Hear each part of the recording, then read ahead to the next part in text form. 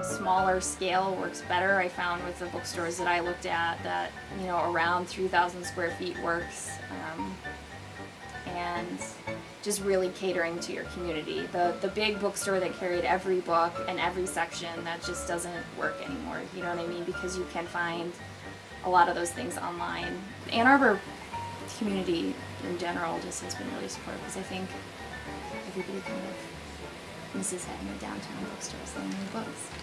You know, I had an idea of what, based on, you know, the bookstores that I worked with and based up growing in Ann Arbor, expectations about what we would sell, just didn't really know, and it's been interesting to see the big support for poetry, the enthusiasm for science fiction, which is great. We're expanding that. Even this morning, someone came in looking for the new Nesbo, and we didn't have it, and we said, you know, you should check out Aunt Agatha's, and he went over there and bought a couple of books and then came back here. So it's good. We kind of can support each other in different ways. And in the same way that Crazy Wisdom, we don't carry a big selection of spirituality titles, and instead try to, you know, support each other in those ways.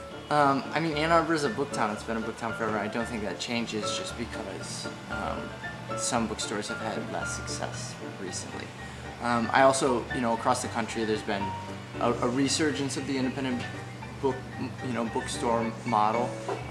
Despite Amazon and everything else going on, I think people still really value the browsing experience and, you know, coming in, talking to booksellers and talking to other book people.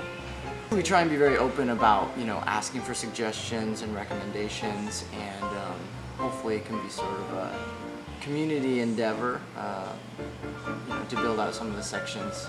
A lot of bookstores that I had spoken with, you know, said, you know, you should really get into sidelines, you should sell, and we had thought about selling stationery, but there's so many great stationery stores downtown that I didn't want to take away from what they provide. Like Rock, Paper, Scissors is one of my favorite stores, and they have really cool stationery, and it was just like, they carry anything or everything that I would have carried, so I'd rather just leave it to them since they're the experts there. And I think that's what it is. It was like, we could bring in all this sideline stuff, but there are other stores downtown that are doing it better, and why don't we just focus on what we know, which is books. You know, we'd rather have like a hand-picked selection of books to look through and say, oh, this is purposefully here because it's a really good book, you know? So I think that's what we try to provide, and I think that is the future of physical bookstores, is a smaller model and cater to communities. So we'll see.